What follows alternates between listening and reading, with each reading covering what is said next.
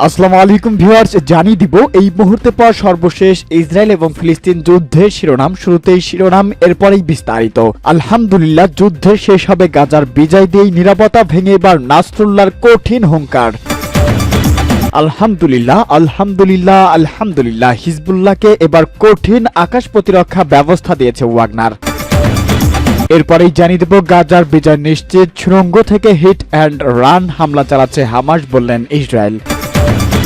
এরপরেই জানিয়ে দেব ইসরায়েলকে বয়কটের আহ্বান জানালেন ইরানের সর্বোচ্চ নেতা আয়াতুল্লাহ খামেনি। এরপরেই জানিয়ে দেব গাজায় গণহত্যা ও মানবিক বিপর্যয় রোধের সময় দ্রুত শেষ হয়ে যাচ্ছে বলে মন্তব্য জাতিসংঘের। সর্বশেষ জানিয়ে দেব ইসরায়েল দখলদারি শক্তি, তাই তাদের আত্মরক্ষার অধিকারও নেই, বললেন রাশিয়া। এতক্ষণ শুনছিলেন সংবাদ শিরোনাম, এখন বিস্তারিত। তবে তার আগে ভিডিওটিতে একটি লাইক ও কমেন্টস করে জানিয়ে দিন এই সংবাদ সম্পর্কে আপনার মূল্যবান মতামত। চ্যানেলটি সাবস্ক্রাইব করুন সবার আগে সত্য ও নির্ভরযোগ্য সংবাদ শুনুন। যুদ্ধের শেষ হবে গাজার বিজয়ের নিরাপত্তা ভেঙে নাসরুল্লাহ। লেবাননের ইরানপন্থী সশস্ত্র গোষ্ঠী হিজবুল্লাহর প্রধান সৈয়দ হাসান নাসরুল্লাহ বলেছেন, 7 অক্টোবর হামাসের হামলা ছিল ইসরায়েলের একটি ভূমিকম্প। হামাসকে ধ্বংস করার যেই লক্ষ্য ইসরায়েলের, সেটি বাস্তবায়ন অসম্ভব। এই যুদ্ধের শেষ হবে গাজার বিজয়, শত্রুতার পরাজয়। শুক্রবার গাজায় ইসরায়েলি আগ্রাসন শুরুর পর প্রথমবার দেওয়া ভাষণে তিনি এসব কথা বলেছেন। কাতার ভিত্তিক সংবাদ মাধ্যম আল জাজিরা এই খবর জানিয়েছেন। ইসরায়েলে হামাসের হামলায় হিজবুল্লাহ জড়িত না থাকার দাবি করে নাসরুল্লাহ বলেছেন, এই অভিযান ছিল শতভাগ ফিলিস্তিনি, শুধু ফিলিস্তিনিদের দ্বারা পরিচালিত অভিযান ছিল সম্পূর্ণ গোপনীয় হুমকি। ইসরায়েল বিরোধী বিভিন্ন গোষ্ঠীর কাছেও তা প্রকাশ করা হয়নি। সম্ভবত সৌদি আরবের সঙ্গে ইসরায়েলের সম্পর্ক স্বাভাবিকরণ করার চুক্তি নিয়ে আলোচনাকে ইঙ্গিত করেন তিনি। বলেছেন, এই সংঘাত শুধু ফিলিস্তিনি জনগণের সঙ্গে সম্পর্কিত কোনো আঞ্চলিক ইস্যুর সঙ্গে নয়। হামাসের নেতৃত্বাধীন হামলাকে একটি ভূমিকম্প অবহিত করে নাসরুল্লাহ ইসরায়েল সম্পর্কে তারা সম্পূর্ণ বর্ণনা তুলে ধরেছেন। তিনি বলেছেন, ইসরায়েল মাকড়সার জালের চেয়েও ভঙ্গুর। ইসরায়েল বলেছেন, 7 অক্টোবর ফিলিস্তিনি যোদ্ধাদের হাতে প্রায় 1000 ইসরায়েলি বেসামরিক নাগরিক প্রাণ হারিয়েছে। হিজবুল্লাহকে আকাশ প্রতিরক্ষা ব্যবস্থা দিচ্ছে ওয়াগনার বাহিনী। লেবাননের যোদ্ধা গোষ্ঠী হিজবুল্লাহকে আকাশ প্রতিরক্ষা ব্যবস্থা দেওয়ার পরিকল্পনা করেছে রাশিয়ার ভাড়াটে গ্রুপ ওয়াগনার। এই বিষয়ে যুক্তরাষ্ট্রের কাছে গোয়েন্দা তথ্য আছে বলে রিপোর্টে বলেছেন ওয়াল স্ট্রিট জার্নাল। এক্ষেত্রে সূত্র বলেছেন, উল্লেখ করা হয়েছে মার্কিন কর্মকর্তাদের ওয়াগনার যে আকাশ প্রতিরক্ষা ব্যবস্থা দেওয়ার পরিকল্পনা করেছে তার নাম প্যাট্রোনিসের S-1 সিস্টেম। ন্যাটোতে এটি SA-22 নামে পরিচিত। এই প্রতিরক্ষা ব্যবস্থা দিয়ে আকাশ থেকে ছোড়া ক্ষেপণাস্ত্র প্রতিরোধ করা যায়। ওয়াগনার গ্রুপ প্রতিষ্ঠিত হয়েছে রাশিয়ায়। এই প্রতিষ্ঠাতা প্রয়াত ইয়েভগেনি প্রিগোজিন, তিনি মারা যাওয়ার পর বর্তমানে এই গ্রুপটি রয়েছে ক্রেমলিনের নিয়ন্ত্রণে। মার্কিন একজন কর্মকর্তা বলেছেন, এসব প্রতিরক্ষা ব্যবস্থা এরই মধ্যে হিজবুল্লাহর হাতে তুলে দেওয়া হয়েছে কিনা সে বিষয়টিতে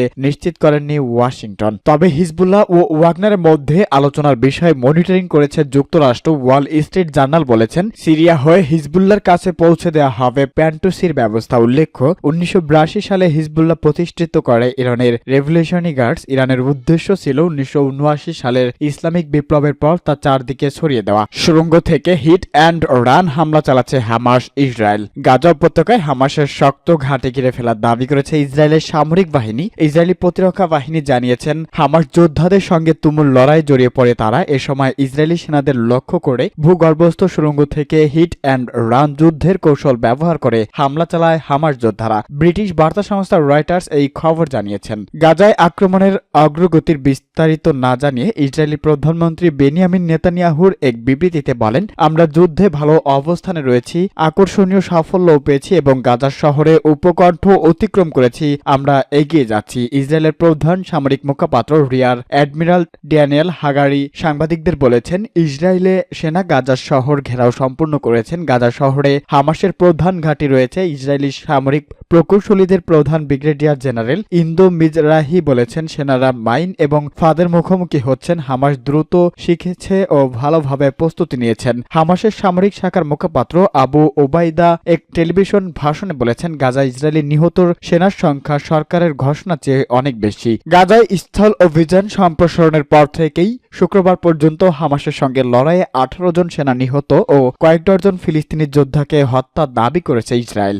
গাজা উপত্যকায় বোমা হামলার মধ্যে ইসরায়েলকে বয়কট করার আহ্বান জানিয়েছেন ইরানের সর্বোচ্চ নেতা আয়াতুল্লাহ আলী খামেনি। যুদ্ধ বন্ধে বাধ্য করতে মুসলিম দেশগুলোকে ইসরায়েলের কাছে তেল ও খাদ্যপণ্য রপ্তানি বন্ধ করার আহ্বান জানিয়েছেন তিনি। এক প্রতিবেদনে এই তথ্য জানিয়েছেন কাতার ভিত্তিক সংবাদ মাধ্যম আল জাজিরা। ইরানের রাষ্ট্রীয় সংবাদ মাধ্যম খবরে বলা হয়েছে, বুধবার এক বক্তৃতায় খামেনি বলেছেন, গাজায় বোমা হামলা অবিলম্বে বন্ধ করতে হবে। ইহুদিবাদী শাসকদের কাছে তেল ও খাদ্য রপ্তানির পথ বন্ধ করতে হবে। ফিলিস্তিনের সমর্থনে বিশ্বজুড়ে বিক্ষোভের কথা উল্লেখ করে খামেনি বলেছেন, ধৈর্য ধারণের মাধ্যমে গাজার জনগণ বিশ্ববাসীর বিবেককে জাগ্রত করেছেন। তিনি আরও বলেছেন, দুনিয়াতে কি ঘটেছে দেখুন। ইসরায়েল ও যুক্তরাষ্ট্রের বিরুদ্ধে যুক্তরাজ্য, ফ্রান্স ও ইতালি সহ খোদ যুক্তরাষ্ট্রের বহু মানুষ রাস্তায় নেমে স্লোগান দিচ্ছেন। এসব দেশের নেতারা জনতার কাছে তাদের বিশ্বাসযোগ্যতা হারিয়েছেন। গাজা ইসরায়েলের হামলাকে সমর্থন করতে পারে না তারা। মুসলিম বিশ্বকে উদ্দেশ্য করে খামেনি বলেন, মুসলিম বিশ্বের এই কথা ভুলে গেলে চলবে না যে শুধু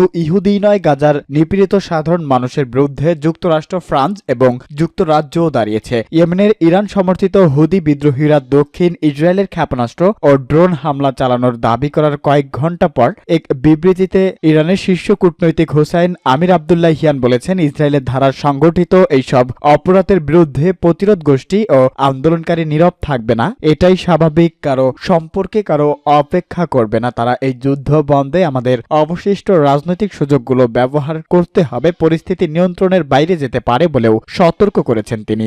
গাজায় গণহত্যা ও মানবিক বিপর্যয় রোধের সময় দ্রুত শেষ হয়ে যাচ্ছে বললেন জাতিসংঘ।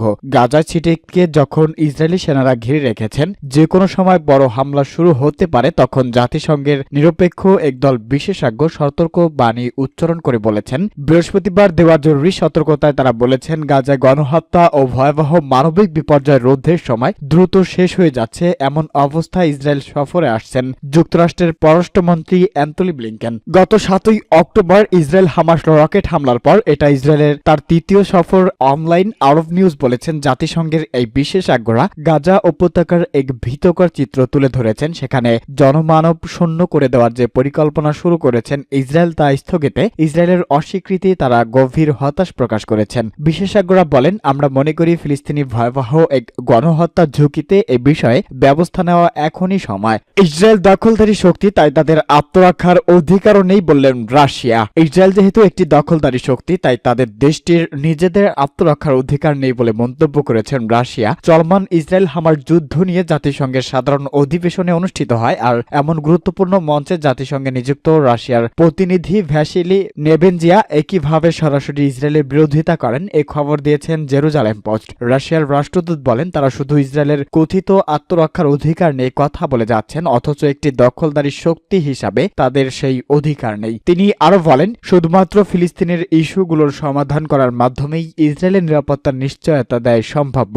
অবশ্যই জাতিসংঘের নিরাপত্তা পরিষদের রেজুলেশন অনুযায়ী ফিলিস্তিন সংকটের সমাধান করতে হবে। ইহুদি জনগোষ্ঠী শত শত শতাব্দী ধরে নিপীড়নের শিকার হয়েছেন, তাই সাধারণ মানুষ কষ্ট কেমন হতে পারে তা তাদেরই সবথেকে ভালো বোঝা উচিত। কারণ মানুষ এভাবে হত্যা করার মাধ্যমে ন্যায় বিচার প্রতিষ্ঠা হবে না এবং মৃত্যুরাও বেঁচে ফিরবে না। রাশিয়ার দূত তার ভাষণে যুক্তরাষ্ট্র ও তার মিত্রদের ভণ্ড বলে আখ্যা দিয়েছেন। একই সঙ্গে ফিলিস্তিনের সংকটে একটি শান্তিপূর্ণ সমাধানের রাস্তা বানচাল করার জন্য পশ্চিমাদের দায়ী করে তিনি বলেন, আরব দেশগুলো যেভাবে ফিলিস্তিনের পাশে ঢেলে দিয়ে ইসরায়েলের সঙ্গে সম্পর্ক স্থাপন করেছে তারও সমালোচনা করেছেন রাশিয়া।